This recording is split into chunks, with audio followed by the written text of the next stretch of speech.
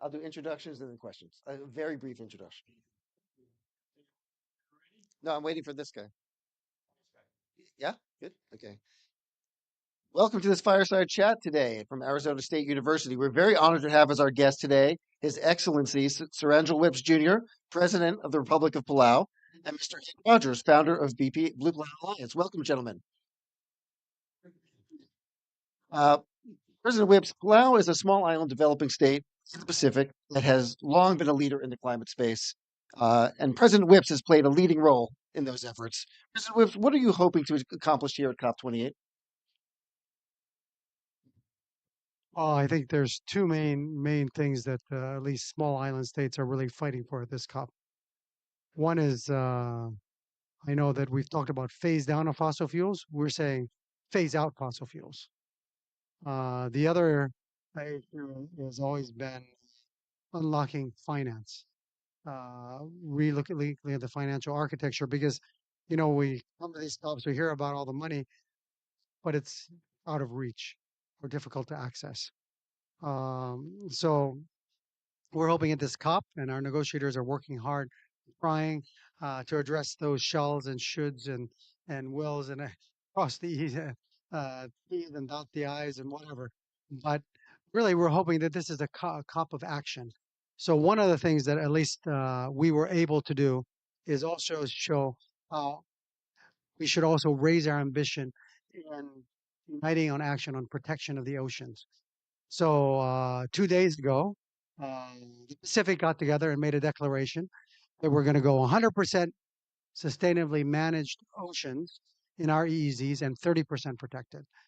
And we got all but one country to agree to that. And that was a big step, really, in our efforts to show the world that we're leading the way, even though we're the ones that are impacted the most. We are doing our part to make sure that the other half of the lung of the planet is protected. And we know that a healthy ocean means a healthy planet. So it really is about working together, uniting to act and deliver. And that's what that was about.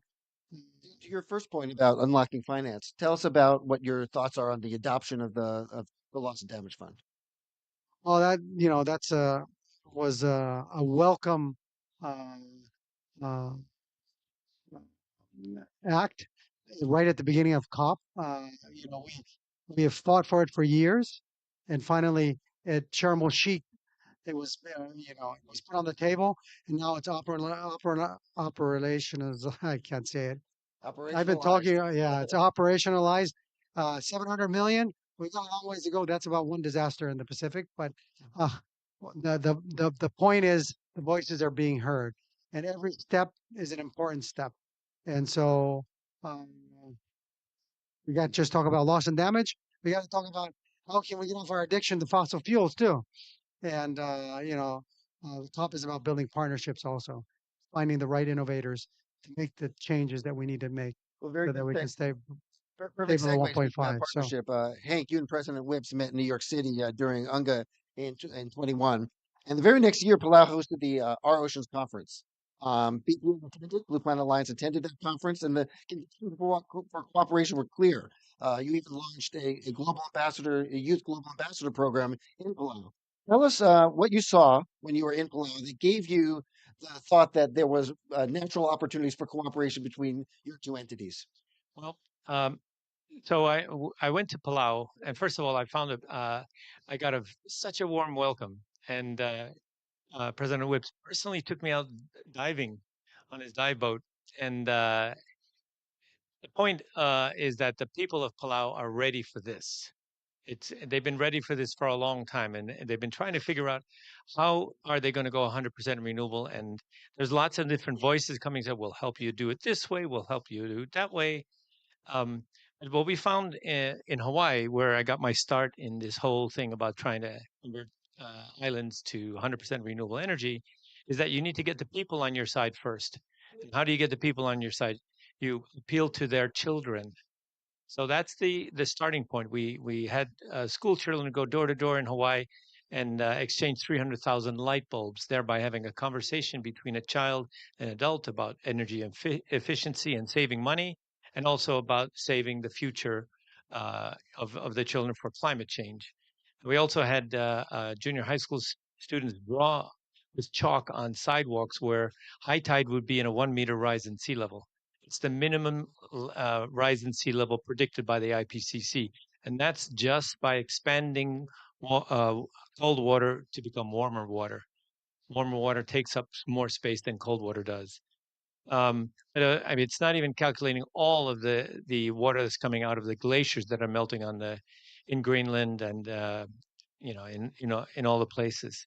So um, Palau was our first stop uh, of many. And just 2 months ago, we had a cohort.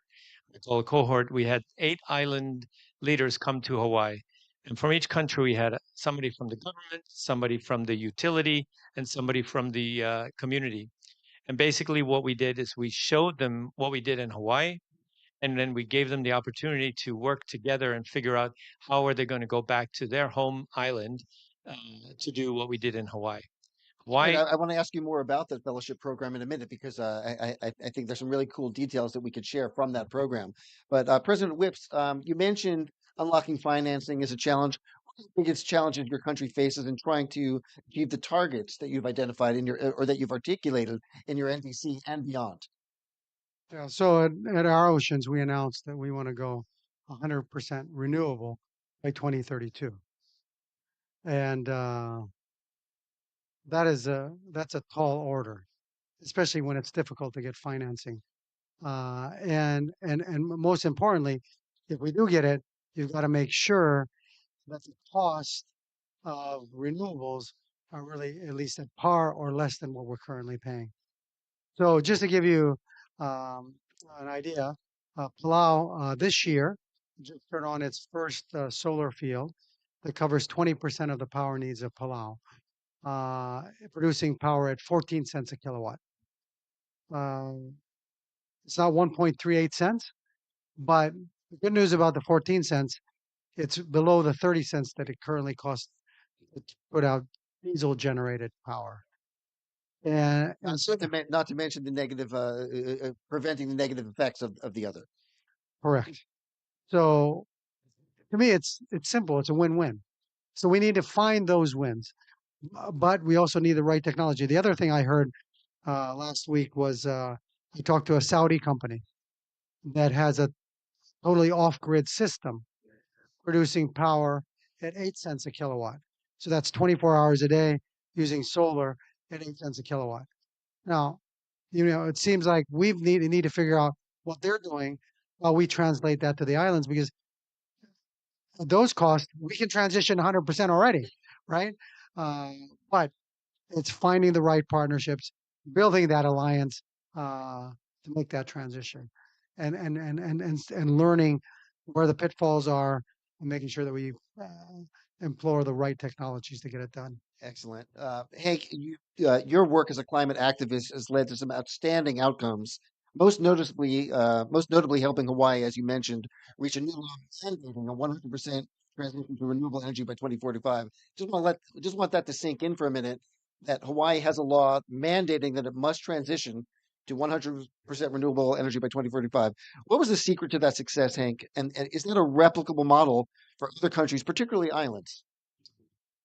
It's definitely a replicable model, and it starts with a decision.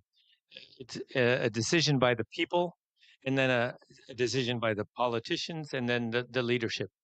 That decision opens the door for the people in that jurisdiction to start to think about how are we going to do this. What happened in Hawaii is the utility, who has a monopoly in Hawaii, um, before the mandate, their answer was always, no, we can't. And they always had some reason. Our job is to provide 24/7 reliable electricity, and we use oil and coal to achieve that.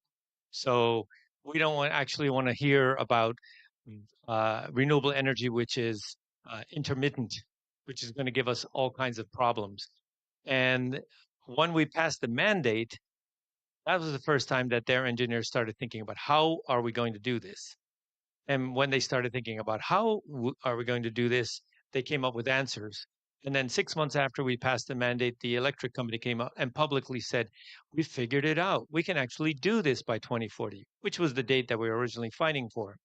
So my answer to island leaders and island people is do not ask your engineers how they're going to do it. Tell them that they have to do it. And then that's the job of an engineer. Engineers solve problems. They don't give you answers about why they can't. They just solve the problem and make it happen. What's so interesting, Hank, is that it seems that deadlines really catalyze innovation. When you say we have to do something by a certain time, you have to figure it out. So if you are going to build a building and say, I want this all this building in the world built, and the engineers and the architect says, yeah, we hope we can get it done someday. That is not the answer. That is not an answer. An answer is we're going to get it done by June of 2025. That's an answer. And that's what everybody has to get in line with that answer and start working towards that answer. If you have a fuzzy goal with a maybe you're going to make it or something like that, it's never going to happen. We need a deadline. We need to have trackable results. We need to know exactly when something's going to get done. And I picked 2045 as the date that we're all going to get done with fixing the planet and fixing climate change. It's the 100th anniversary of the United Nations. Excellent. President Whips, what is the reality you face and your countrymen face if Palau and others don't reach a successful agreement in COP negotiations this year? And in the years before we reach 2030, the year the UN scientists and experts warn will be a tipping point for the planet. Tell us about the dangers that we face. Well, a lot of times we talk about the biodiversity that we will lose. I like to talk about the people. If we continued on this trend, they're saying some of our islands will be 8 feet under. And they're not with me today, but there's two chiefs that are actually three that are on this trip with us. And those chief titles are tied to the land. So are they still chiefs when their islands are gone? And what about their unique languages? Because a couple of them have their own languages. When they've moved to the main island, are they still going to be able to maintain their languages? And then what about their heritage, their culture? Yes, we're all one Palau, but there are some uniqueness. And so it's about losing that. And, we always like to say the dinosaurs, you have to read about them in textbooks. Why should we have to read about our culture and our history in textbooks when we can practice it? It's our choice. We have to make the conscious choice. I was being interviewed about what can people do at home, and it's everything from choosing to recycle your waste, uh, choosing to segregate your waste, to eating less meat, uh, walking more, and driving less. I mean, these are small things, but if every one of us makes a conscious choice to make those changes, then we're on track to staying below 1.5. I mean, there's the big things. We need to get rid of fossil fuels. I was in Japan, and I went to visit Fukushima. And one of the issues with Fukushima and all of Japan is they shut down 45 nuclear power plants. And so while I was there, one thing that I noticed was these shipping ports piled high with coal. It seems to be insane to me that you have 40 power plants that are shut down just because we fear what happened to Fukushima. And unfortunately, they built the plant too close to the water. They did make a mistake, but they're doing everything they can to make sure that it's done safely and put back online. And I'm hoping that the Japanese people turn on the rest of those plants and stop burning coal. But these are decisions that we need to make. We need to help our people have confidence. Germany is an example. They're burning more coal now because, of fossil fuel prices and whatever. They're next to France. France has nuclear power plants, and there are people who refuse to have nuclear power plants. But we have to put all options on the table to make sure that we are using carbon neutral, uh, and we're not adding to the climate crisis. And really, it's dependent upon these big emitters. They need to change their behavior, and we need to help them change their behavior and give them the confidence to do it and their people. So what's interesting is what you said in terms of the question is that it's not just an existential threat; it's also a threat to culture. It's a threat to wisdom. It's a threat to all the things that we've collected over the years in some of these small populations that could be themselves wiped out. that's right. And we're all responsible for that wiping out. I think that's Hank, tell us more. You alluded earlier to the Blue Planet Alliance Fellowship Program, which brings representatives from different island nations to Hawaii to help them learn exactly what Hawaii achieved. Tell us more about that program and what the trajectory for that looks like over the next 3 years. Okay, so this year we brought uh, Palau, Tonga, Tuvalu, Pohnpei, American Samoa, Guam, Northern Marianas, and the Caymans to Hawaii. And we had an amazing 1 week with all of them, and many of them left saying that it was the best conference that they ever attended, because not only did they listen to the people who actually made it happen in Hawaii, but they listened to each other, and that's a big thing. Each island is going to have a different solution because every island has a different situation, and it's up to the people of the island to figure out what their unique solution is and to make that happen. It And was to have also the, a workshop, right? It was also it was definitely a workshop. Our plan is to do one of these every 6 months. So every 6 months we do another 8, maybe 10 islands, and eventually we start doing landlocked countries or mainland-based countries as well. The objective is to do the entire world. Everybody in the world needs to have a mandate that says that they're going to go 100% renewable energy by 2045 or sooner. Every jurisdiction, maybe bigger or smaller, but everybody should be able to do it by 2045. and from what I understand from that program, it's not just a nice to have where they show up and they get this information. You're keeping track on them and making sure that they're staying on track, right? So our follow-up is that we're communicating with all of the people that came to our conference, and we're helping them make the change in their home island. So we want to make sure that they get on track and stay on track. We start by having an agreement in place that says that we agree to work together to achieve 100% renewable energy by some date. But then we follow it up by bringing business people to the islands who can actually make that happen. It's so exciting. Well, I think I'm so glad that you're both able to come here today together. And I understand there may be a special ceremony coming up right now between your two entities. Could be, could somebody bring us the agreement? It's the one on the right. I believe it's the one on the right. It says, all right, here we go. Do you want to tell everyone what it is, Hank? All right. So what it says is, whereas the Blue Planet Alliance is going to end the use of carbon-based fuel in the world by 2045 and is ready to assist any island or country committed to achieving this goal, and whereas the Republic of Palau is committed to achieving 100% renewable energy by 2032, the parties therefore agree to work together to ensure that the Republic of Palau can achieve this climate restoring benchmark.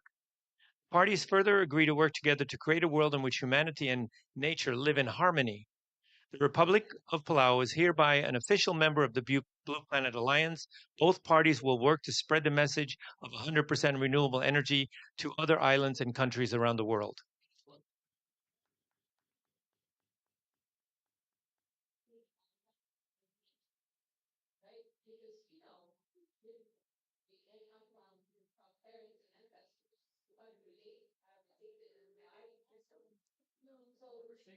December 6th.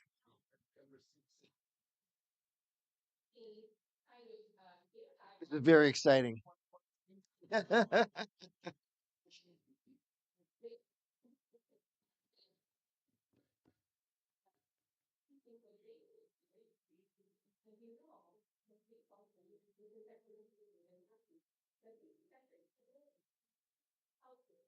Let's get some pictures.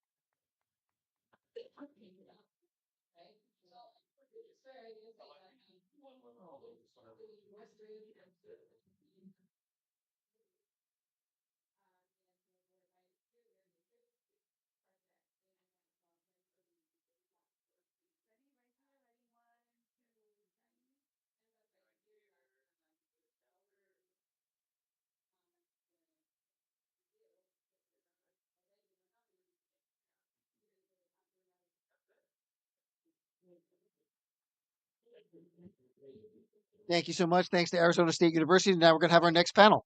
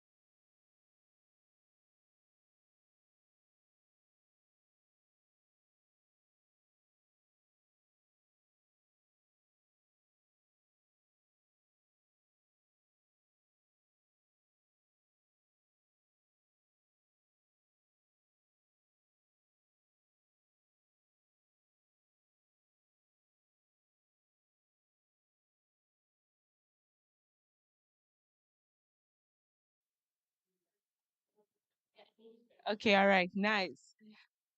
So now we take it away with our youth panel, and we're going to be hearing from some of our youth ambassadors at Blue Planet Alliance.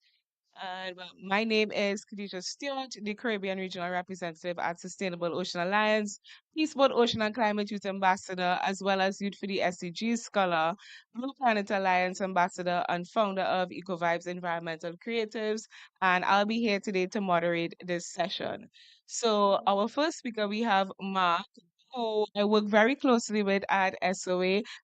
He is our North American regional representative. So, Mark, I would love for you to introduce yourself and just tell the people about everything that you work on. Hello? It is working. Okay, great. Hello, everyone. Good afternoon. I know we're almost halfway through COP, but we are going to keep the energy as high as our ambition should be here. My name is Mark Haver, Oceans Warrior. And he's just right. We work closely together at SOA. Just as Khadija does amazing community building for locally led ocean solutions with young people in the Caribbean, I work with young people all over the United States and Canada. I feel really passionately about the power of young people to enact change in so many different ways. But I have to say, I'm a policy and advocacy fanatic. So for me, it's not just about being able to mobilize young people in the US and Canada for community led ocean solutions, but it's also about leveraging the power that we have as a collective unit to encourage and greater ambition when it comes to ocean and climate policy, especially in spaces here like at COP28. I also work with Deep Rising. Deep Rising is a Sundance nominated New York Times Critics' Choice documentary about deep sea mining. It's directed by Mathieu Ritz and it is produced by Jason Momoa, among others, and narrated by Aquaman himself. It's a pleasure working on this campaign. It's a pleasure working with young people with Global Fashion Exchange, where we look to encourage sustainable consumption and fashion swaps in schools all over the world. And the reason why I say it's a pleasure is because every day I get to work with young people who are volunteering their time to change what our vision of the future looks like. It's not just people volunteering their time to get something out of initiative for themselves. It's about participating in a larger collective action for the planet, truly. So that gives me hope every day, even no matter how much climate anxiety or cynicism may be pervasive. Thank you so much, Mark. And we all know that climate anxiety is very much real, especially for our youth. Now, moving on, we have Alan Seid from Palau. Thank you, Khadija, and thank you, Blue Planet Alliance, for giving me this opportunity. It's an honor. But my name is Alan Seed Jr. Alan Seed is my government name, so if you see me, just call me Junior. You guys will hear in the next panel my dad, who goes by Alan Seed. But I'm here at COP28. This is my first COP, so it's been quite a new experience, a good learning experience for myself. But I'm here alongside the Palau government as a youth representative, and also kind of a big flex for me, I guess, is I am one of the original global ambassadors for Blue Planet Alliance, so it's an honor for me to be here. Um, but I'm here as a youth from Palau, trying to give my insight to the role and share our voices as a small island developing indigenous people. And I'm excited to hear more from my colleagues here and everyone else in the panel. Thank you guys so much. Thank you so much, Alan. And this is also my first COP. So, the next round of questions, I'm going to be asking you how you're finding it, etc. So prepare the answers while we move on to Ashley, my Caribbean sister from Barbados. Hi everyone. This is actually my third COP as a youth rep, and I'm from a small island developing state, Barbados. And my advocacy journey started at the age of 16, and I've always been engaged in activism and advocating for the necessary children's rights. When I was at home, my advocacy journey actually began on non-communicable diseases, and then that led me to understand the interconnectedness that health and climate has. So I formed a global campaign called HEY, which stands for Healthy and Environmentally Friendly Youth. And what we do, we build the capacity of youth to advocate for climate and health justice. We also provide grant funding to youth innovative projects. And outside of the HEY campaign, I also started the Barbados Youth Climate Action Summit, in which Blue Planet Alliance supported this year. And we had over 500 young Barbadians actually coming out to learn more about the impact the climate crisis is having on our country. We did varying eco tours as well, because as young people, we get tired and bored of hearing the theory behind climate science. So we actually took them on varying tours, ecological tours on island, so that I could see firsthand the impact of the climate crisis, but learn from the organizations, the private sector companies that are working within this space. At home, I also am I'm the only young person that sits on the Barbados Chamber of Commerce board. And currently with the foundation, where Barbados is aiming to become 100% fossil fuel free by the year 2030. So what we're doing within the Green Committee is helping the government to transition to achieve that goal, although we're like a far way off in achieving it. But we do have an ambitious government which should be commended. And even within the Green Committee, we're launching a new project called the Wildy Green Business Initiative, which is going into particular geographical location in Barbados, and we hire different youth environmental auditors, and then we have youth environmental assessors to actually show them the job opportunities that are available within the environmental and business sector. So they would actually be going into businesses at home and conducting the varying audits, looking at ESGs, etc., aiming to make businesses in Barbados more environmentally friendly and conscious while still making money at the same time. So that's a bit about me, and I'm also a UNICEF Youth Advocate and a CARICOM Youth Ambassador. Nice. Ashley, you touched on so many different things there. Wow, I'm blown away. But we will pass it on to Francisco, Lara, and then we will definitely dive into some hard questions for you. So be ready. Well, that's pretty tough. Hello everyone. My name is Francisco, as Khadija just said. And I have the privilege to be, as well as these amazing youngsters right to me, next to me, a youth ambassador for Blue Planet Alliance, as well as a youth for the SDGs scholar with the amazing Peaceboat US, which is this NGO advocating towards sustainability, peace, nuclear disarmament, and all of the things that we believe in as well. I also have the privilege to be an advisor for an NGO focusing on youth-led projects. So I'm pretty glad and I'm super happy to be in here with you, sharing my experience and my views on this amazing journey. Coming from a country where the sun, wind, water are our fuel. It is our source of energy. We are working towards renewable. 99% of our energy comes from renewable, and then, yeah, I'm excited to be here, honestly, sharing my thoughts and the experience that my country has in it. Nice. So, right.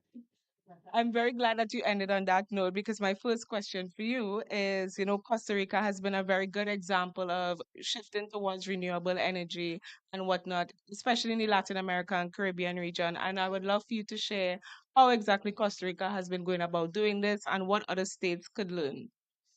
If we can go to the next slide, actually, because yeah, I really want to start with and show this amazing strips actually that shows the changes in our temperature in the capital city, San Jose, Costa Rica, right?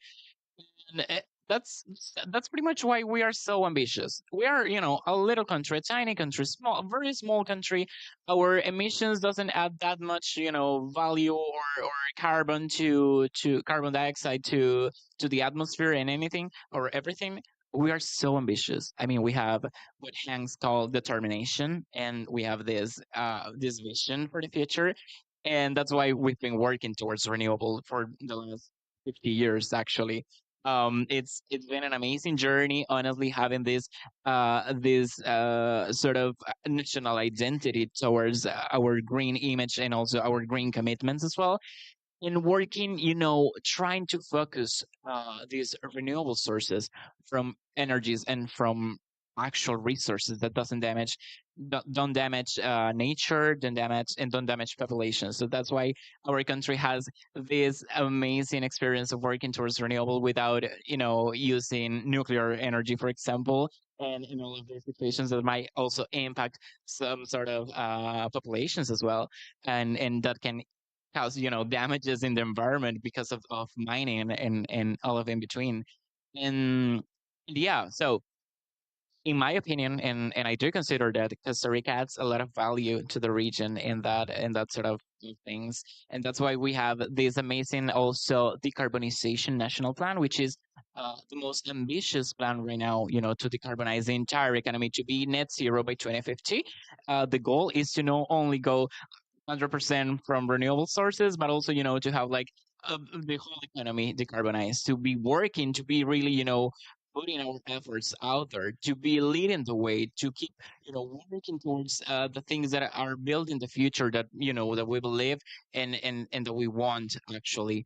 And I do think that there are a lot of learnings from my country that not only the region can take, but also the Caribbean, which I do know that has a background from fossil fuels and all of that situations. So it's gonna be an interesting conversation, I think. I mean, um, having this, I even don't know how to express enough how proud I am to coming from a country that has been leading the way all of these years. We came, for example, I do remember that in the 90s 80s we went from having like less than 20% of our whole territory fully covered in forest to 76% like last year. So we've been leading the way. We are working towards renewal. We are working towards a greener future, and we are also focusing on ocean, which is something also important, for Blue Planet Alliance, for Peaceful US, for the youth that are in here. We are working towards ocean conservation as well, and yeah, I'm very proud about it, and I do think that we can add much more value to the discussion. Nice. And like you mentioned, Costa Rica is really leading the way in the region. And I know Ashley mentioned, Barbados being very ambitious and wanting to move towards that direction as well, but also touching on climate education. So, Ashley, I would love for you to share with us a little bit, like why climate education is so important, especially for the youth within the region, and why it needs to go beyond the traditional scope of climate education techniques. Thanks, Khadija. I mean, climate education is important. I mean, even looking at this text up here, it says it's people who causes the most daunting challenges we face. Thus, it's the people with the right knowledge, tools, and experiences who can change the world. And I think looking at that, it really resonated with me because climate education or education in general is one of the most powerful tools in which we as humans can utilize. And when it comes to climate education, even being a UNICEF youth advocate, children are one of the most vulnerable to the impact of the climate crisis. But to go way beyond the question of climate education, Khadija, what I think is important to achieve the necessary sensitization and awareness that we need is that of finance in the education sector when it comes to climate change and climate adaptation and mitigation. We can only adapt better to the impact of the climate crisis if we educate our people on what early warning systems are. We educate them about what reduce, reuse, recycle is. We need to continuously educating our people, not even young people in general, but people in general about their role in tackling the climate crisis. Because up to today, I'm thinking people still don't think climate change is real.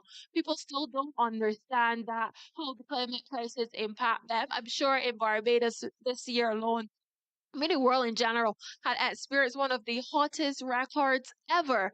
And just seeing firsthand how everyone at home was always like showering at least 3 times a day because how hot it was. It showed that climate crisis is here. But we should not wait until a disaster hits our country to then begin educating our children, educating our youth. We need to have climate education on the school's curriculum, but it goes way beyond to educating our teachers. Yes, that is primary, but we also have to educate our families. We have to educate parents, etc. And then even looking at climate education, we know that the climate crisis is interconnected to a wide variety of social issues. So how do we educate our population about the rise of gender based violence after disaster occurs? How do we equip our public service with better psychosocial support after a disaster occurs within a particular country? So the conversation on climate education is so vast. But in order to achieve real education, you need to first start with people, educating your people providing the necessary resources way beyond capacity building into financial assistance, especially with small island nation states. And then businesses in general also needs to come on board. And that's why persons also call for a multi-sectorial approach when it comes to addressing the climate crisis. Yeah, I 200% agree with you. And like you stressed, like climate education is so very much important. And it's definitely about educating the people and not just like one group or one stakeholder, but absolutely everybody and have everybody come to the table and understand how one, they are contributing to the problem, but also how they can contribute to the solution as well. So I love that that's main focus point that you work on 24/7, I guess. Like when I saw you earlier, you were talking about being so tired because you've been working, because it is a very important issue, especially in the region, because we are one of the most vulnerable to the impacts. But we will take a short break right now from the youth panel and we will switch up and then we will come back with more questions for Alan and Mark.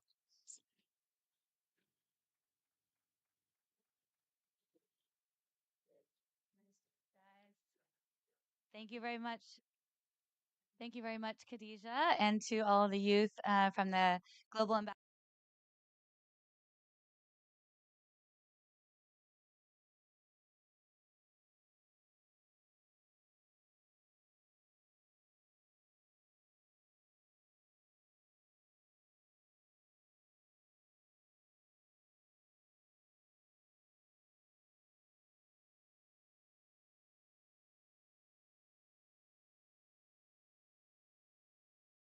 I'd like to invite up to the stage here Jacquelyn Francis, Executive Director of the Global Warming Mitigation Project, Ms. Kay Vasey, Chief Connecting Officer of Mesh Mines from Singapore, and Mr. Alan Seid, Pacific Gateway from Palau. Join me on the stage if you can.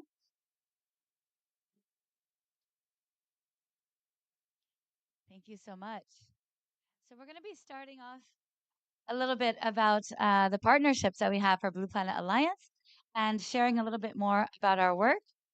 Each of the organizations here have been working towards sustainability in so many ways. And one of the partnerships we'll start to highlight first is Peace Boat, where I come from.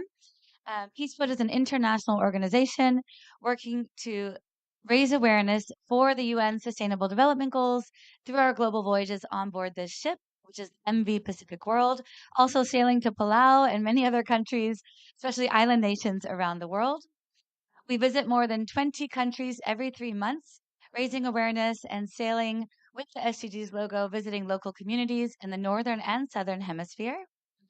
And we are celebrating our 40th anniversary this year. So Peace Boat was started in 1983 by Japanese university students, actually, who continue to raise awareness and be our incredible inspiration of our future project of EcoShip, which I'll be sharing with all of you. And that's how we started collaborating with Blue Planet Alliance. We also sail with the 2017 Nobel Peace Prize on board as part of the international campaign to abolish nuclear weapons. And on the hull of our ship, we have the ICANN logo for nuclear disarmament. Peace Boat is, having been founded in Japan, very sensitive to the humanitarian consequences of nuclear weapons. From Hiroshima and Nagasaki, more than 275,000 people lost their lives during those atomic bombs. And then there was the triple disaster in Japan, which was the actual tsunami and earthquake and then nuclear disaster in Fukushima. However, the nuclear power plants continue leaking radiated water into the ocean even today, and so many communities continue to be affected so many years later. Since 2011, the nuclear radiation continues to be a major issue. And so we bring actual communities from Fukushima to share their voices on the global stage at the United Nations and also with many partners. And I think next year at COP, that's going to be one of our goals, is to really bring those voices to the forefront, as there's been so much promotion of nuclear energy this year at COP, and we really want to work towards a nuclear-free future. Also, working as the director of the United Nations Office of Peace Boat. So we're based in the United Nations Plaza. We have special consultative status with the Economic and Social Council of the UN. So our youth leaders get a chance to work directly at the United Nations, participating in conferences just like this one. And we're very excited as well to have a special partnership with the SDG Action Campaign of the United Nations. So we sail with the logo of the SDGs also on the hull of our ship. And we are very proud. Miss Khadija Stewart, who was here as a moderator previously, was one of our Ocean and Climate Youth Ambassadors who has been sailing with us since 2019. And that's what led to our Youth for the SDG Scholarship Program as well for the UN Ocean Decade. So we have young people ages 18 to 30 years old who are part of this scholarship program, sailing with us on the ship, raising awareness.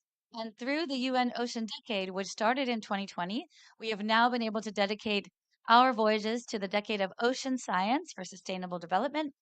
And we were officially endorsed by IOC UNESCO this year on World Oceans Day. So very excited about that program. And we have started, as part of that program, a citizen science educational initiative to do water testing in all of the ports where we are visiting around the world, collecting data on the pH, turbidity, and the oxygen level of the water, as well as temperature that can be shared with IOC UNESCO as data collection by our youth leaders who are here today. And so we are announcing today here at COP as well the next Youth for the SDG Scholarship Program. It will be taking place in Patagonia from Chile to Argentina. So we welcome young people in the audience to also apply. All of the partners at ASU definitely want some of the university students to also apply and join us as part of the program. And we will be finalizing the scholarship applications by December 15th. So coming up just at the end of COP. I also hope we can have more youth from Palau and island nations, also from the Caribbean, to join us on board our next voyage. And at the end of the ocean decade, we will be creating the world's first eco-friendly vessel to sail the world. This is Peace Boat's EcoShip. It's our incredible, innovative solution for the ocean decade to sail a ship that will reduce our CO2 by at least 30% and eventually then to become a zero emission cruise ship, which will be incredible. So this is how we got to know Blue Planet Alliance and why we became such a strong partner, really looking at the possibilities of renewable energy and in particular solar and wind. So, with these partnerships, we are excited to next pass the mic over to another partner working on decarbonization and also an ocean advocate. We have Jacquelyn Francis from the Global Warming Mitigation Project and the Keeling Curve Prize. Please give her a round of applause. I love the conversation about partnerships, and it's been so fun to work with Emily on several things. But the Global Warming Mitigation Project has basically um, three programs that we work on. One of them is the Keeling Curve Prize, and that is a global international climate solutions prize. And I really think that maybe these citizen science that are out there measuring the ocean acidity would be a really fun organization to apply for the prize. Yeah. Because we activate and elevate climate solutions around the world by giving them prize, and we can go beyond the problem. We all know what the problems are. And then our other program, which is a youth program, we actually have a Constellations internship program. The Global Warming Mitigation Project raises the money to pay the interns, and the interns work for organizations that have applied and been finalists and winners for the Keeling Curve Prize. So they're very interconnected, and we create all kinds of partnerships with that program. And then our third program is about financial incentives, and we're trying to get all our applicants that are in our database um, online with their profiles. So it's kind of like a Wikipedia of climate projects. And we're working to actually activate more ways to fund those projects. And we will be talking a little bit about a partnership that we're creating with Stan Chen to my left. We'll be talking about that later today. Amazing. Thank you so much, Jackie. And I just have to say, the Keeling Curve Prize has really stood out, not only in New York City, where I first learned about it, around the United Nations Climate Week, I think, and Oceans Week, but internationally, there's been so many people who've been excited about the prize, learning about Global Warming Mitigation Project in general, and just want to applaud the efforts that you have, and also the fundraising that goes with it, because we know that finances are necessary to make these transitions. So one more round of applause, everyone, for Jackie Francis. Thank you, Emily. All right. And next, I'd like to pass the mic to Miss Kay Vasey, who's with us here at COP, coming from Singapore. We've also been collaborating on oceans and collaboration. But maybe I was going to say, Kay, if you want to just introduce yourself briefly and maybe just briefly also say your name. And then we'll go over to Stan to talk a little bit about Recycle Go. Cool. Yeah, so I'm here to talk about people in Asia. Did you know that, for example, by the time you're 18 years old, you only spend less than 10% of your waking life actually in school? Did you also know that the teens are spending 43% of their waking hours online? And also, there are a million gamers in Asia. That's more than half of the gamers around the world. So, what are we doing not having lots of climate information in our games? And that's what I'm focusing on.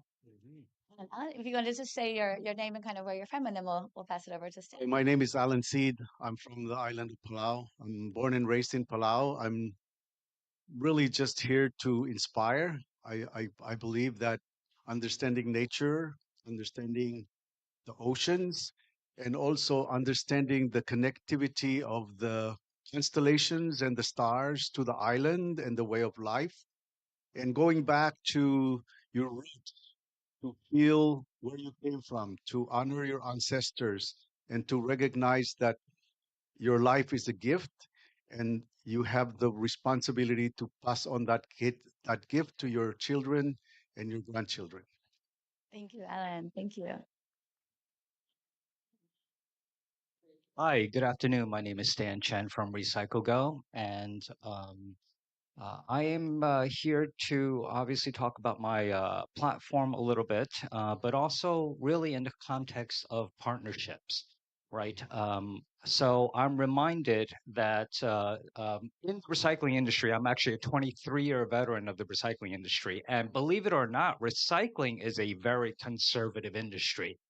So I'm reminded, like, you know, I had a conversation with one of my basically business friends. And you know, he's like, what are you up to? I was like, oh, it's climate week. Oh, you know, I'm swamped with work.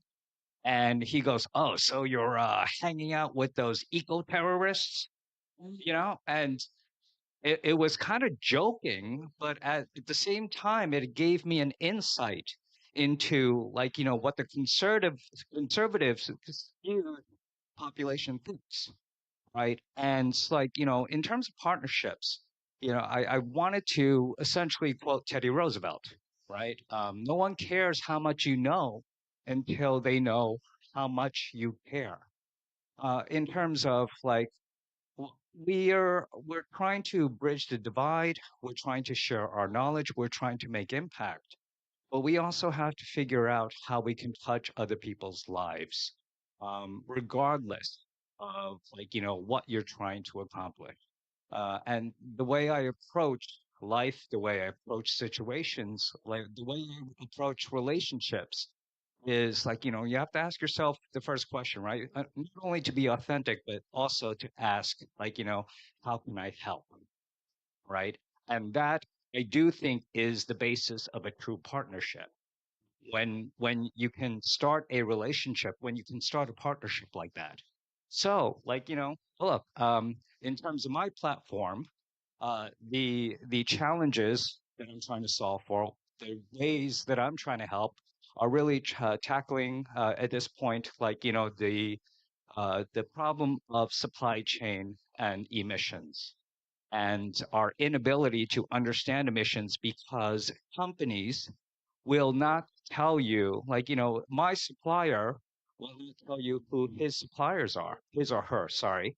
And his or her supplier will not tell you who their suppliers are ad infinitum all the way to the source. And in order to understand the total emissions for any kind of production or any kind of supply chain, you really need access to that data. So what I've built is basically a trusted platform to not basically share that information without compromising commercially sensitive data, so we can unlock that in order to really essentially understand our true scope 3 emissions, supply chain emissions, and try to figure out what we can do about basically, like, you know, minimizing the impact of human production. So that's basically about it. That's my emissions management platform that started because I wanted to help people recycle better, and then evolved into a recycling blockchain. And then, you know, companies like, well, if my customers aren't asking for it, why should I pay for it? So, like, started tracking the emissions because, hey, CO2 offsets savings have a valuation. So, but yeah, that's about it. And I do want to, that this is kind of a little slide to go through, our ability to track emissions through like a supply chain. And the last slide, actually, I didn't have that quote. I added one quote that I heard today, and I tried to slip it in last minute. But basically, in terms of partnerships, I heard an amazing quote today. It's like, change happens at the speed of trust. So I leave you with that when we're talking about partnerships. Thank you.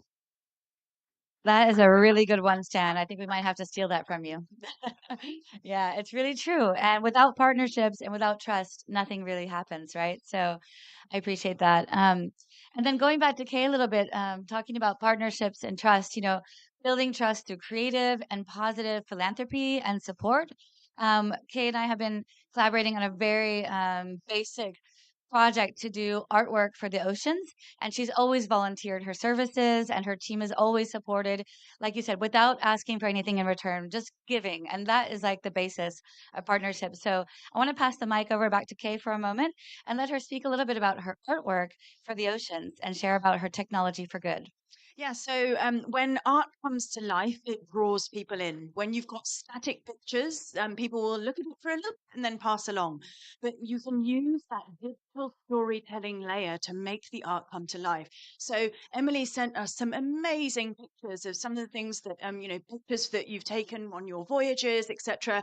And we're like, well, you can actually not only make them come to life using very, very simple animations and a free app called Artivive, but you can also then include some audio. So it really then the picture starts talking to you, and you can then draw those audiences in to be engage them and really, really get them on board with your own message. So using augmented reality, very simple tools, that's how we can get people to be engaged, to remember things. And once they remember things, then you can increase the empathy that they have, and then really increase the chance that they're actually going to act on that memory. Beyond that, we've also been doing some virtual reality. So, projects around virtual diving experiences where people can clean the ocean. Very, very powerful experience that we did called Oceans We Make, which is a very simple, wonderful diving experience, very hyper realistic using Unreal Engine. But then at the end, you get pulled out of your mission to clean the ocean, and you're left with this horrible first person perspective of the Great Pacific Garbage Patch. And so virtual reality is able to then take you to places where you can probably never go. I'm glad in a way that I will never actually physically be able to go to the Great Pacific Garbage Patch, but in fact, being able to take people there in virtual reality really opens their eyes to the problem that we have. And so using these new technologies, we really hope that kids can get on board with them, not only to really understand the problem, also then start to act on it. And we need to go where they are. And they are hanging out on social media or using augmented reality tools. They're very good at virtual reality. They're digital natives. In fact, they're digital ninjas. They really, really know how to use this technology. So why don't we go to them instead of asking them to come to us and still read the brochures and look at the 2D websites? Kids nowadays are really good at being inside these virtual worlds, which are digital twins of the real world, sometimes rooted in reality, but also having a magical element to them. And that is how I think genuinely we're going to engage not only Generation Z, but Generation Alpha, who are 13 today and who in 5 years' time are going to be the adults of tomorrow. Wow. Thank you, Kay. Generation Alpha. I hadn't heard of it yet. That's the next generation, right? A 13-year-olds? Wow. Okay. So that's the important part, right? Reaching the generations that are really the youngest, and they are, like you said, immersed in this technology, using it already. That's incredible. Well, here's Kate's contact as well for anyone who's interested. Feel free to scan the QR code or take down the note. Kate's also been working on so much digital art with various United Nations partners and education. So we're going to continue our partnership into the end of the ocean decade by 2030. Now I'd like to pass, the mic back to Mr. Alan Seid.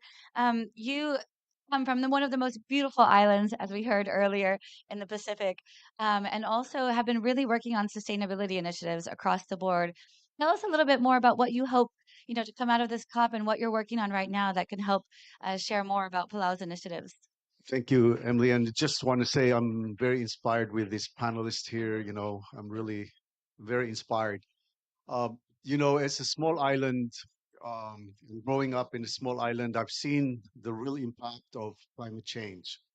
And one of the things that I was very proud of growing up was taking tourists to the Rock Islands and showing them how clean Palau was, and seeing the culture of education among the young kids, who is really the children who taught the adults not to throw their trash, not to pollute. And so we take pride in Palau being a very clean island. And it's something that my generation so happened. And we grew up with the coconut shells and we threw it in the ground, and it didn't harm, but plastics and cans and bottles do harm. So it was really nice to see that transformation of not throwing your litter. However, in the recent years, in the past 10 years, I take guests to the Rock Islands, to the reef, to the mangroves, and I'm disheartened that I have to explain to our guests that these plastic wastes are not from Palau. And so what I'm saying is that the oceans connect us, they touch all islands together, and it's a very positive way to connect the islands. But with pollution, with plastic waste, with global warming, you are really seeing the effect. So every time I go back home to Palau, and um, I take a rest for a day, and then the very next day I go on the boat, I go on the reef. And I must tell you, I'm really happy to put on my mask and my fins and grab my spear gun and immerse myself into the ocean. And when I open my eyes, I see this beautiful reef with life. And I'm saying, this is the life that I need to preserve.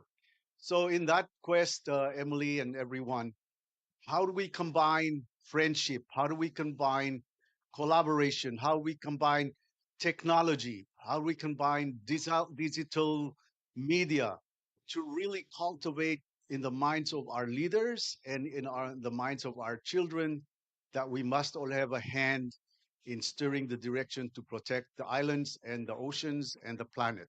One last point, I'm really honored to serve on a advisory committee with the governor of Hawaii, and we're forming a plan to clean the plastic waste in the Pacific Ocean, bringing together plastic recycling. One of the wonderful things is, I didn't realize this, but our friend Henk would agree that of all the waste in the oceans in Hawaii, what I didn't realize is a vast majority of those waste are fishing nets that are abandoned into the sea. And now the nonprofit has been able to find money to pay the fishermen to bring it back. What I'm very happy to announce today through this sort of collaboration and friendship and uh, communication is that one of the second largest company that makes fishing nets in Taiwan, has agreed to buy back all those nets to recycle them again. So that's a story to tell. Congratulations. That's fantastic news. And I think maybe there's some campaigning we can do here with Kay's innovation of the Clean Seas campaign and working on digital technology for helping to encourage more reduction in the plastic waste in Palau. Actually, like Alan, I definitely do want to talk to you afterwards on this, because we're involved with a project to obviously with our chain of custody supply chain, we're also tracking plastics as it's being recycled, and we're involved with a project to clean up Henderson Islands. The It actually holds the record for being the most polluted uh, island when it comes to pristine, uninhabited, in the middle of the Pacific Gyre, but in terms of plastics pollution, the most polluted. So cleaning that up, giving that a chain of custody, tracking it as it's being removed from the environment and turned back into product. So definitely a use case I would love to talk to you about, but something that I'm posing actually during this COP and to anybody who wants to listen is the fact that obviously, like climate change, is an existential threat to humanity in terms of the damaging environmental impacts of carbon and our emissions. But I've been throwing it out to people, especially people in the oil and gas industry. It's like, all right, they've actually figured out, okay, we're going to hit peak oil demand very, very soon, if not already. They're actually shifting their production resources, and we're talking about $2.7 trillion of infrastructure to go to still monetize the stuff that they're pumping out of the ground, but now it's going towards petrochemical production. So what kind of conversations are we having for the next threat, which is basically the environmental impact of plastics, which is very relevant to Pacific Islands, and it's like there is a cost to this. And what are we going to do about that as these plastics break down into microplastics and then into nanoplastics that can cross the blood-brain barrier and cause insurmountable biodiversity and health issues and damages. So sorry to be so doom and gloom, but I'm just kind of throwing it out there. Look, we have to think about not only our current partnerships in terms of capacity building, but also as my mind goes wild and just doesn't stop. But what about the next threat? Sorry.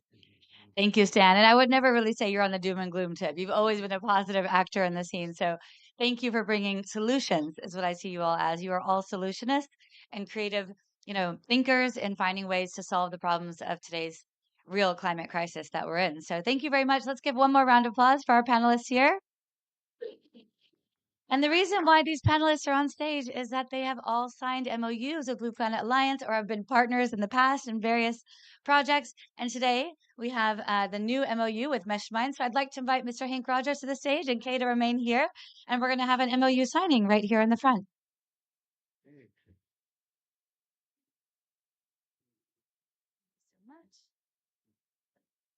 So the MOUs with Blue Planet Alliance, as you saw earlier with President Whips from Palau, are a very important part of the advocacy of Blue Planet Alliance to continue creating and working on our initiative to reach 100% renewable energy. So we're going to pass the mic over to Henk Rogers, and he can read out the MOU for you all. Yes. This is a non-binding memorandum of understanding and it's entered into as of December 5th, 2023 between Blue Planet Alliance at 777 United Nations Plaza, Suite 3E, New York, New York, 10017, and Mesh Mines with an address of 11 Westburn Road, 0101138947, Singapore, collectively the parties. Whereas Blue Planet Alliance is the association of organizations that will create a world in which humanity and nature live in harmony by 2045, and whereas Mesh Minds creates immersive experiences that promote climate and cultural literacy among millions of youth around the world. And the parties agree to work together to create a world in which humanity and nature live in harmony. The parties may disclose to third parties that they are working together in furtherance of this goal. Meshmind is hereby an official member of the Blue Planet Alliance.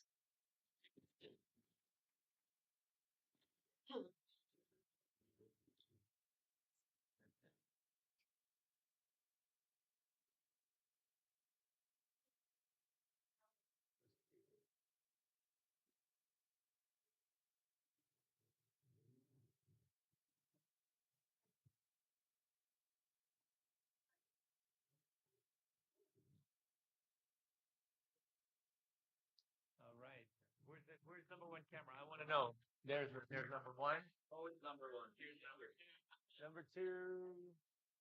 Number three. Number four. Number five. Number six. I have to hold it up. Wait. You have a number seven here. That's okay. Okay. Thank you. Let's look at this. We see it. 100%. Can we see it? Right there.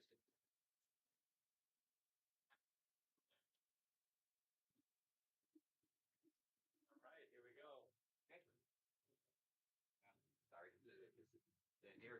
like that. Yeah. What do you want us to do? Yeah. Right there's good. Yeah. Okay. Okay. Okay. Right here. Smile. Got that nice ASU in the background for a man. Okay. Group number two. So, yeah, great. Perfect. Calling out Vasey. Thank you. That's it? Well, thank you. Yeah. Singapore. Oh my gosh. Singapore. Speaks positive.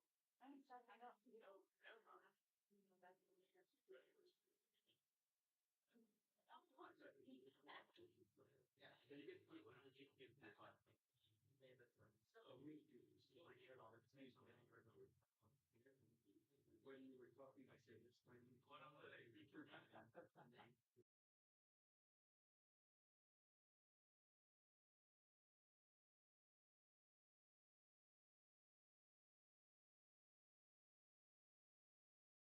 Our youth who have a little bit more to talk about COP. This is Alan and Khadijah's first COP. Mark and we have here Francisco who have quite a lot of experience at COP. So we wanted to finalize their session with a little bit of dialogue about the power of youth at COP28.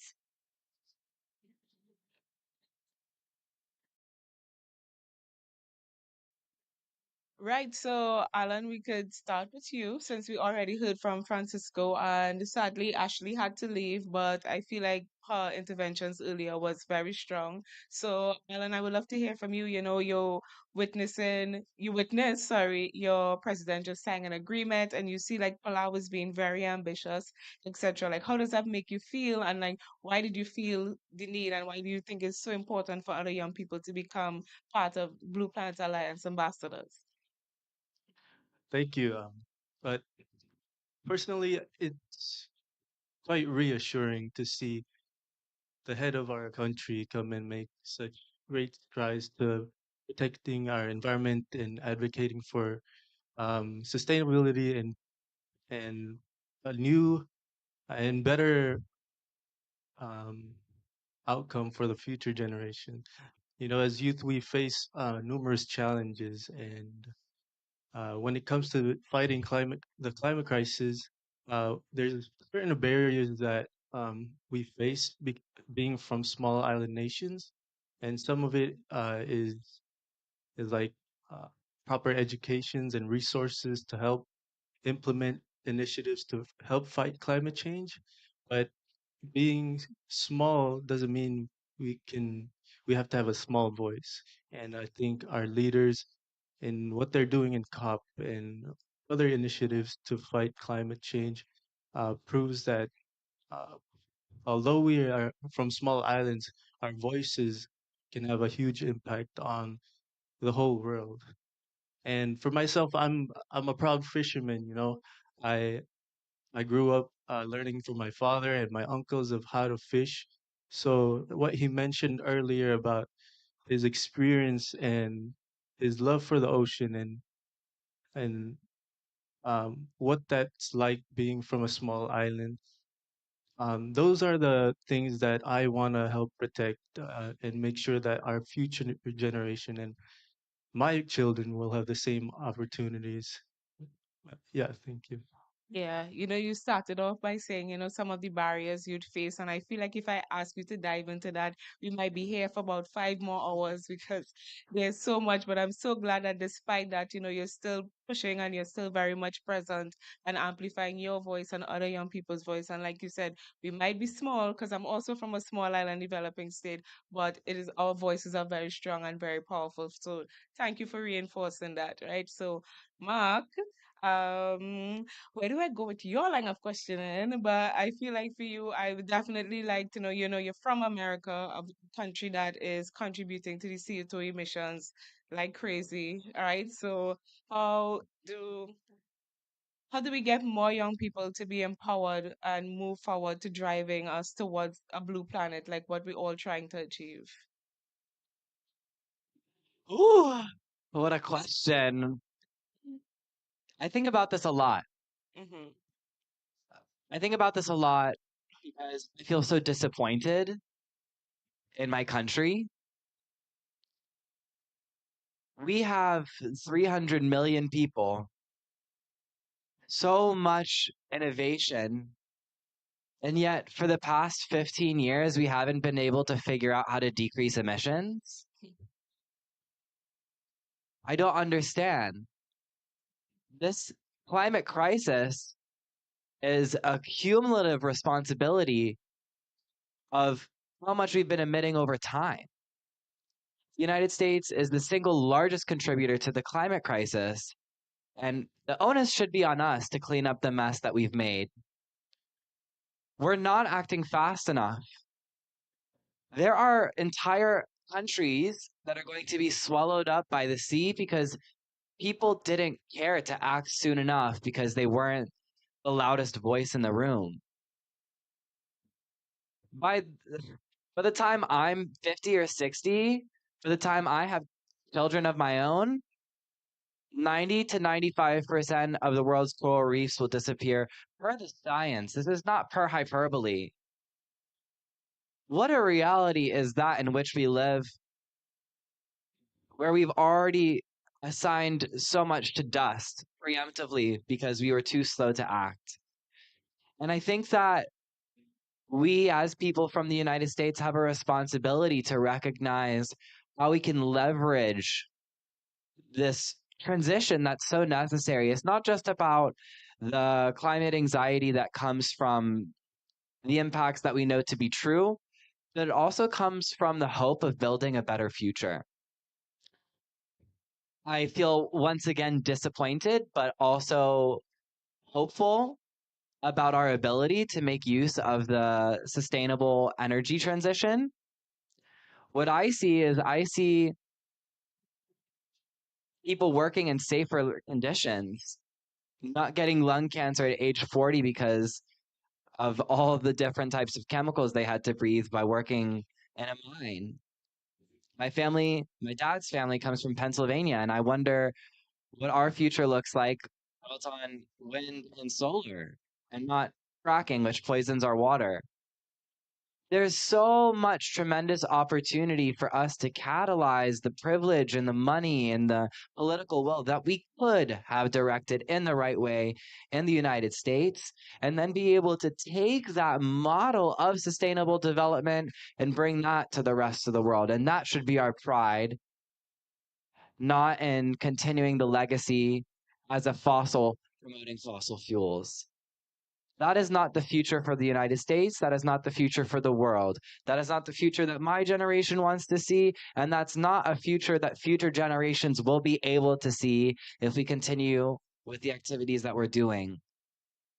I think it's a double-edged sword being from the US because you realize how much potential is there for us to contribute really significantly to the progress that we need to see for climate action, but you recognize that we're not doing it fast enough and to quite a detriment to quite literally everyone else at the table.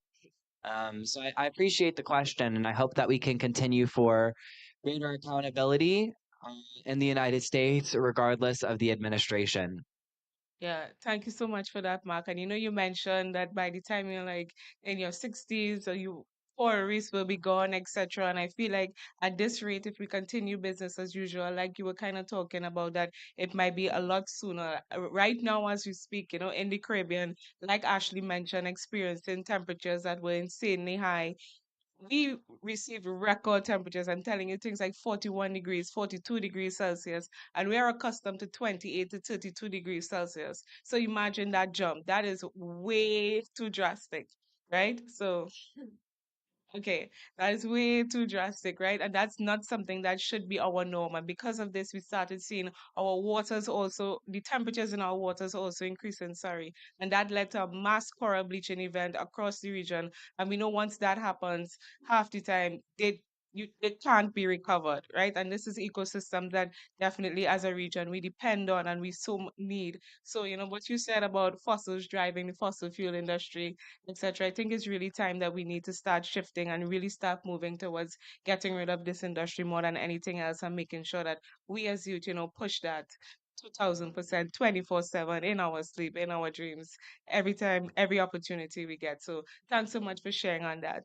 And And if I can just add one last thing go for it. about fossils leading the legacy for the fossil fuel industry. Going back to the power that each of us has as Blue Planet Alliance ambassador, if we're expecting to see a paradigm shift, we have to have that faith and trust in the new generation. So let's work intergenerationally to ensure that we're building a collective vision for what our shared future looks like. Thanks so much, Mark. Taking it back to Fran, I know that you've been attending COP before, you've been at the SBs, you know how the policy works, etc. So I would just like for you to share a little bit on what we could do to get more youth involved in the policy process to make sure that we are contributing to the change at the policy level and the overall system level, and not just on the ground with the grassroots, because we need both to be working hand in hand. Ooh, I'm gonna get nerdy in that, because I do have a background before joining Peaceboat and Blue Planet Alliance as an ambassador for both of the organizations. I was, fully engaged with my delegation, the government delegation, my country delegation within the negotiating rooms. So, I was getting bored.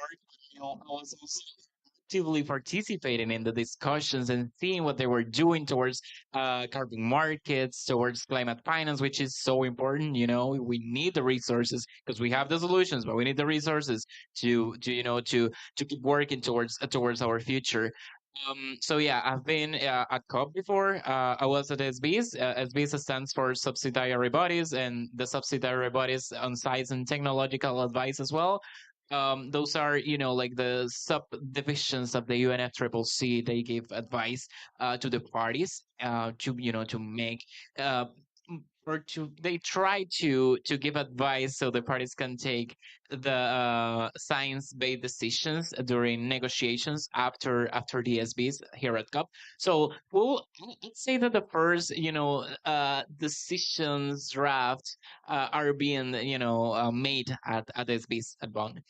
So that being said, in general terms, I really think that for youth to be more involved, there are many ways. I mean, we are here as civil society. We are here with another actually delegate from a party delegate, which is another way to be engaged. We have many platforms to be in. We are lucky enough to be part of organizations that give us the floor, give us the opportunity to be fully autonomous on the things that we want to share, that we want to talk. I mean, I have freedom here to be talking about the things that I believe in, and it's a good thing to have two amazing organizations behind me, supporting my voice, raising my voice, bringing me to the stage where the decisions are being taken. And I think that's what we need. We need, first of all, we need support from organizations, from government representatives, from countries. We need to be, um, be part of the decision making. We need to be the stakeholders that we actually are, to use our voice, our skills, and our abilities in order to make to help accountable the parties and the representatives right now making decisions in the boring sessions that, because let's face it, there are so long, but they are necessary as well. And there's also another part, and I would say that that's the thing that the youth have, and we have energy, we have determination. Again, I'm just I'm I'm basically using the words that Henk was telling the whole day about determination, because that's keep resonating in my mind. And for me, youth people, as as young leaders, we have the determination, we have the also the hope, and we truly are working towards a better future. So I think that what we really need is just the support from the officials and the people in power right now, for us to actively participate into hear us, to listening to us, to including in their delegation, and at the end of the day, to keep driving ambition. Because when you have this sort of intergenerational dialogues, you can build better things, you can grow, you can actually make things happen, and and create these alliances and these partnerships that are so necessary at COP.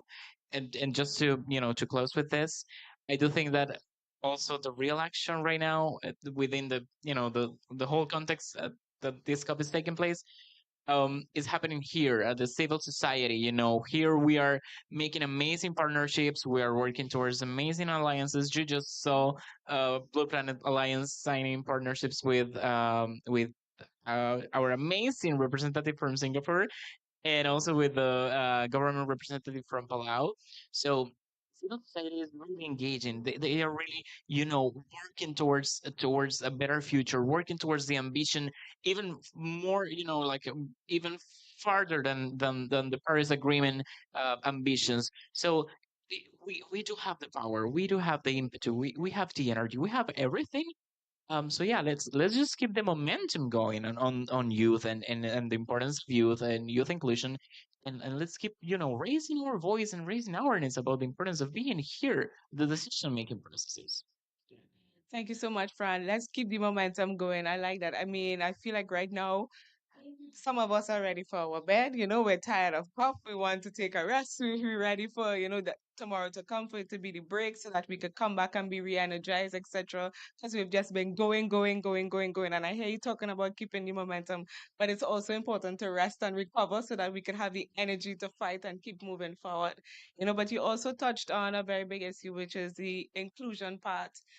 Just to share a little story, you know, me being from Trinidad and Tobago in the Caribbean, we have so many different youth advocates working 24/7 on the climate fight. And when about 28 of them reached out to the government who were very much interested in attending COP, you know, wanting to be on the state delegation party, and they were all rejected. So there's no young people on the Trinidad and Tobago delegation. And it's just that just goes to show like how much they like to silence young people voices. And I know Alan mentioned earlier about some of the barriers you'd face, and it's like how do we work around that, you know, when we are not present at the table when it's very, very, very important, and it's stressful and it's definitely hard. And that's why, you know, we have so many of us really pushing for inclusion and still fighting to find a way to be in the room, whether it be in our official capacity or unofficial. Yes, unofficial is a word, in an unofficial capacity, right? So I just want to move on to Alan to ask you. So I know you're from Palau, you know, you guys are very much connected to the environment, to the ocean, etc., which is something that where I'm from that is not seen 100%. You know, you have some who like to go to the beach, but it's just a leisurely thing, and then you have those that absolutely afraid of the water, don't want to swim, don't want to go in there. It represents darkness from colonial times, and, you know, but I know that that's not the case for the Pacific. So I would just love for you to share, you know, a little bit more on like the importance of the environment and protecting that from your Pacific perspective. Yeah, for Pacific people, the ocean is everything to us. It's our food source, it's our livelihood, it's what keeps us alive, literally. And being small island nations, we like to say that we're large ocean states. So, um, from a young age, we're taught uh, what the ocean means to us, what its importance is, and that its protection is on us. It's a symbiotic relationship that we have with the people in the ocean. So we take care of it and it takes care of us. And that's something that larger nations and other nations who don't typically associate with the ocean don't see, but it's something we deal with every single day. And for me, I literally go into the ocean, seek for food to provide for my family. And I see with my own eyes the effect of climate change in our oceans every single time I go into the ocean. So our eastern reefs got devastated from one of the largest typhoons of about 10 years ago. Um, the whole coral reef ecosystem was decimated, and corals were literally ripped out of the seabed. And today, when you go fishing there, you see the efforts of nature to bounce back by itself. So you see small coral growing, but the sad part is the effects of acidification and the rising of the sea temperature is causing them to bleach. So even though the ocean nature is trying to fight back, it's still having a tough time. And really, it's on us to change our ways and stray away from our dependency of fossil fuels and really embrace renewable and clean energy to create a better environment for the ocean, for nature to bounce back. Thank you. Yeah, I once again fully agree with you. And like you mentioned, it's definitely up to all of us to really understand exactly how we're contributing to the problem, like I said earlier, and how we could be part of the solution. And our last question will go towards you, Mark, and then that will be the end of the youth panel. So I know that there's a lot of greenwashing going on, especially when it comes to, okay, well, I think yeah, well, okay. Mark, real quick, 60 seconds. How can we ensure greenwashing does not come into the industry as we try to move towards renewables? 60 seconds. You can do it. The only way that we can forge a new future is adapting from the mistakes that we've made in the past, right? We need to rely on the science. There is so much science behind ecology, and following these science-based pathways to support sustainable ecological approaches is the only way that we can expect ourselves to stay adaptive and find longevity for both people and planet at the same time. So, in short, trust the science, not the marketing. Oh, look at that. All right. Thank you so much, guys. And that is a wrap of the youth panel. But remember, trust the science, not the marketing. All right.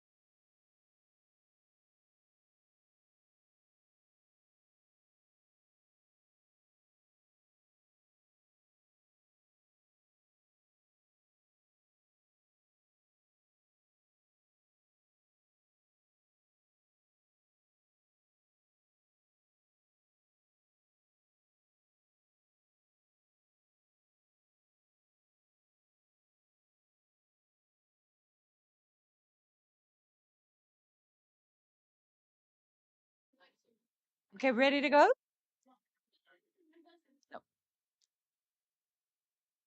Welcome, good evening, everybody, to this exciting session here at COP28. We are in the ASU Julianne Wrigley Global Futures Pavilion. Let me tell you just a little about the Global Futures Laboratory and Arizona State University, ASU, number one in innovation in the US, ahead of MIT and Stanford for the last 9 years in a row. Number one in sustainability and in the top 10 globally for Sustainable Development Goal impact. We are delighted to host this exciting panel with visionary founder of the Blue Planet Alliance, Henk Rogers, and the Speaker of the House of Tonga, Lord Fakafanua. Henk, I want to start with you because really you're responsible for totally changing the way that I thought about how a small island like Hawaii could really impact the global agenda. I remember meeting you when I first came to Hawaii in 2016, and you're telling me that you had achieved this goal of 100% renewable energy in Hawaii. And I'm like, yeah, but that's 1.5 million people. Does it really matter? And you said to me, Amanda, it's demonstration effect. And we're showing the rest of the world how this can be done. And when we were both together at Governor Brown's Climate Action Summit, the Global Climate Action Summit in California, And he stood on stage and announced that California was following Hawaii's lead and committing to 100% renewable energy by 2045 as the sixth largest economy in the world. A light bulb went off. So, Henk, tell us about what your Blue Planet Foundation was able to do in Hawaii, and tell us how the first governor mentioned to you that he thought this was magical thinking. How did you transform that agenda? So, first governor was not a he, was a she. That's strange for you to forget something like that. But so Governor Lingle, I went in there and I went to meet her when I was getting started, and she said, "Hank, you really don't know anything about this, do you?" I said, "No, actually, I don't. I'm a game designer, and but I will. It's my vision to end the use of carbon-based fuel in Hawaii." And she gave me all kinds of reasons about uh, why she thought I didn't know what I was doing, and she was right. She was right. Um, but we prevailed despite all of the objections and the naysaying and all of that. We had the mandate of 100% renewable energy. 12 other states have copied our mandate, and that is including California, Illinois, New York. If you add it all up, we've got over 50% of the people of the UN of the United States with a mandate of 100% renewable energy. But having a mandate isn't the end of the story. It's the beginning of the story, because once you have the mandate, everyone in your jurisdiction then has to think about how are we going to achieve this. And that's the thinking that has to change. It has to go from no, we can't to how are we going to do this? When you ask your engineers about going 100% renewable energy, if you ask them if you should do this, then they'll say, oh, no, that's not what we do. We provide you with 24/7 reliable electricity. And my answer to that is no, that is not your job. Your job is to do what I need you to do as a leader in your jurisdiction. I need you to figure out how we're going to go to 100%, because the whole world needs to go to 100% renewable energy. Hear, That is hear. how we're going to end climate change. Hear, hear. Fantastic. And I think what was exciting too, given that we've just heard from the Blue Planet youth ambassadors in the previous panel, and Lord Fakafanua is very involved with the youth constituency at the Interparliamentary Union, where I know both of you are on the agenda very soon. Just fascinating to see the way in which you engaged youth, Hank. And I love the story of the legislature not really being engaged until you had an art competition and you had young people tell their legislators through art what they envisaged the world to look like by 2045. And I think you had a pretty significant switch from, tell us about that. All right. So we decided that we want the youth voice, meaning the youngest voice possible. We had the youth voice appeal to the politicians. And so we asked elementary school students to draw their wish, which was, please give us 100% renewable energy by 2040. That was our wish. And when it came close and we were having trouble, and the politicians were saying, well, we'll give you 2050. And we're trying to figure out how can we make it a little bit sooner. Then what we did was we took the top drawings that were given to us by the children, and we made a book. Now, politicians in Hawaii aren't allowed to accept a gift over $25. So we made a book that's worth $24.95. And it was a collection of children's drawings. And the book we made was a hardcover book, because you can't throw out a hardcover book. And it was a little bit bigger, wider than all of the other books on their bookshelf. So when they put that book on their shelf, it would stick out and everybody could see that they had that book on their shelf. So every politician we made sure had that book. We had children deliver them, and finally prevailed. And the politician Genius. agreed and gave us, 100% by 2045. Absolute genius. And I think what is so exciting is to see how the work of the Blue Planet Foundation in Hawaii and across the United States has now been taken global by the Blue Planet Alliance. And so exciting to see that a number of other islands, like Tonga, are signing on to this 100% renewable energy mandate. And not only that, and we're going to ask Lord Fakafanua to tell us how he managed to get this across the line in Tonga, but you're now bringing delegations to Hawaii to really learn from Hawaii's experience. So, Lord Whakapunua, tell us, how was it for you getting 100% renewable energy commitment in Tonga? So, thank you. And it's an honor to be here with my friend Henk Rogers, who is a computer game maker but climate change advocate for renewable energy. And this is very admirable because we need people to buy into this. And I think here in COP28, it's a record number of interest with the number of people here. It's more than any other COP, which shows that there is a gravity towards decarbonizing and caring about the planet and the environment. So the story in Tonga is slightly different to Hawaii. Tonga, we've always had great ambition for decarbonizing. In 2010, we had this thing called the Tonga Energy Roadmap. It was called TERM. And basically, TERM mandated that the government should achieve 50% renewable energy by 2020. Come 2020, we've only managed to get 18% renewable energy penetration. And that didn't discourage the government. They were like, okay, we'll make TERM plus 70% by 2025. Yet we're struggling to get to match our ambition with our targets because of a lack of resources, because of a lack of capacity. And that's exactly when Blue Planet Alliance came in. Last year at COP27 Sharm el Sheikh, um, Henk and I met for the first time, and our Minister of Finance was there to sign as the first nation in the world to sign on to the pledge to achieve 100% renewable energy by 2045. So I think what Henk had in mind, had envisioned, what difference will Hawaii make, what difference will Tonga make, it's about demonstrating and leading by example. And in terms of achieving our goals, we need to lead by example because we need to show that it's worth doing. And for us who are at the front lines, if we're not going to do it, who's going to do it? And I think that's where the small and developing states have a leadership role. The deficit in pledges is because of a lack of political will, and political will comes down to the people who elect their representatives. And so we need to demonstrate to those people to care about the environment, and that's why I love the approach that Henk has made. It's innovative. He's using the kids, he's using the future to get to the politicians, and ultimately that's what we need to happen.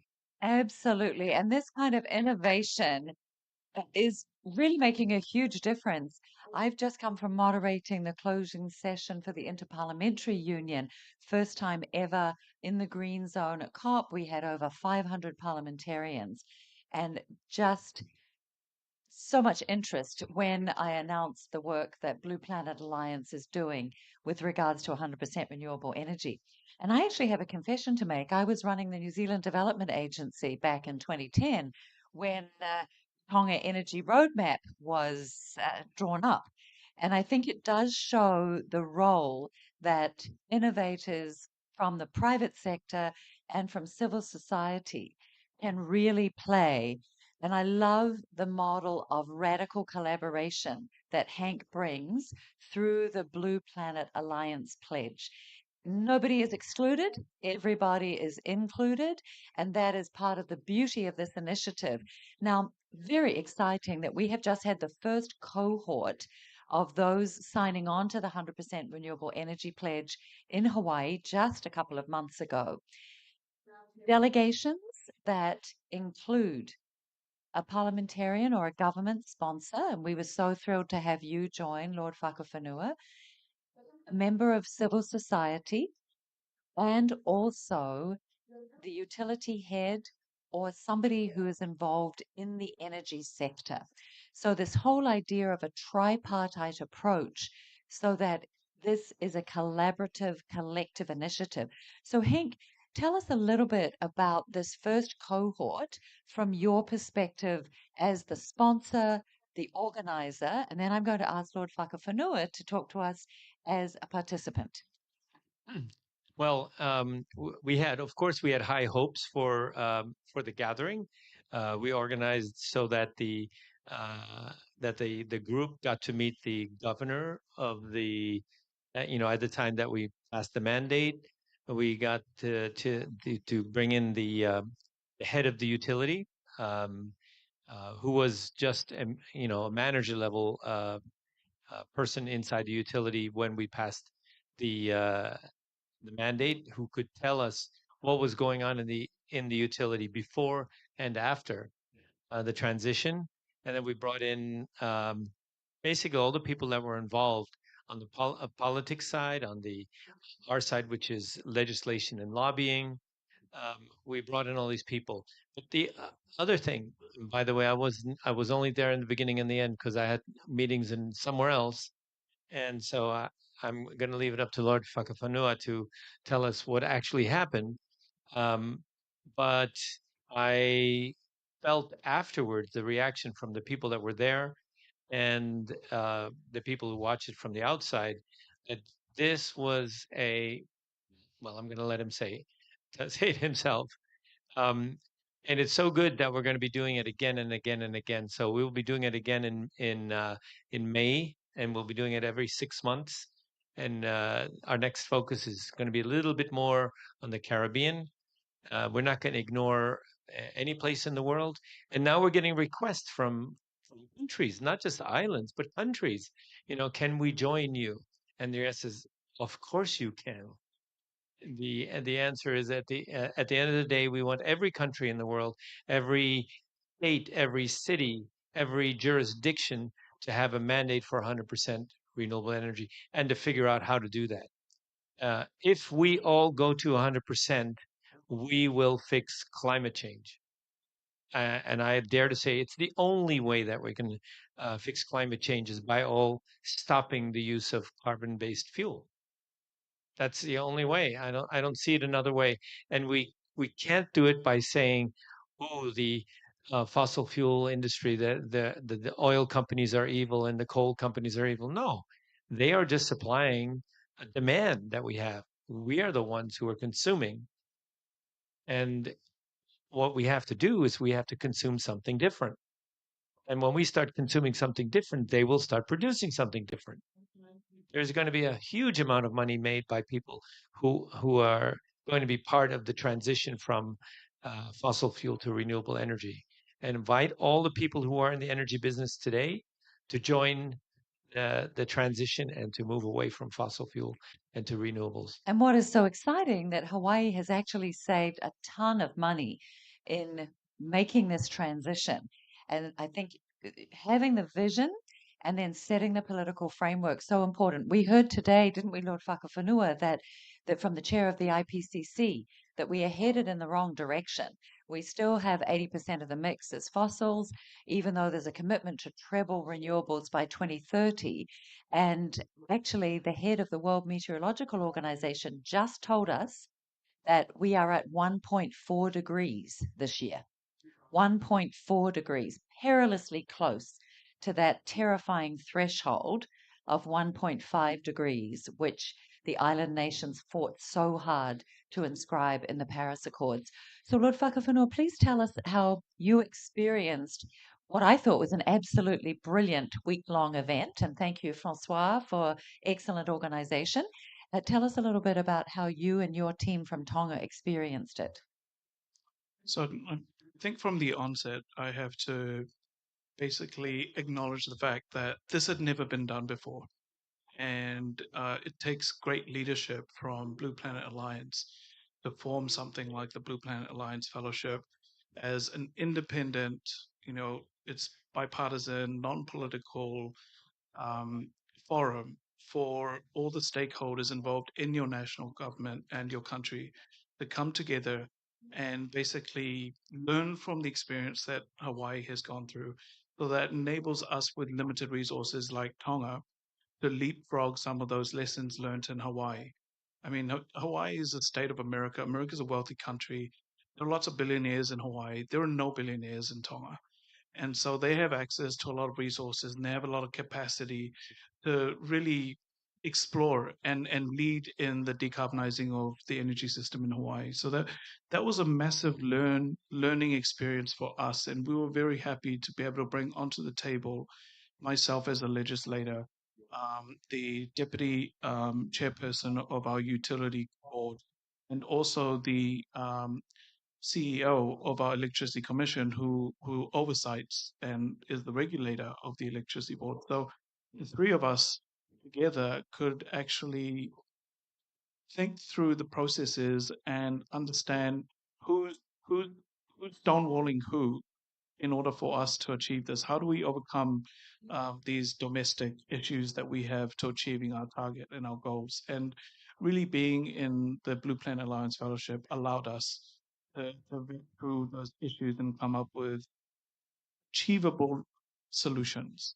And I think that's what we need to do. And, it just took 1 week out of our time to get out there to the Blue Planet Alliance Fellowship and actually understand where are the issues, where are the sticky points for us to achieving our targets. Because as I explained before, we've had the ambition for a long time, since 2010, since 2022. And then last year when we signed on to the Blue Planet Alliance pledge, we mean business, but being there, learning from other experiences, understanding how Hawaii managed to achieve where their renewable targets, that's been quite very enlightening for us, and it's really capacity building exercise that needed to happen for a small and developing state. Brilliant. Thank you. I'm going to ask both of you to leave the audience with a must do.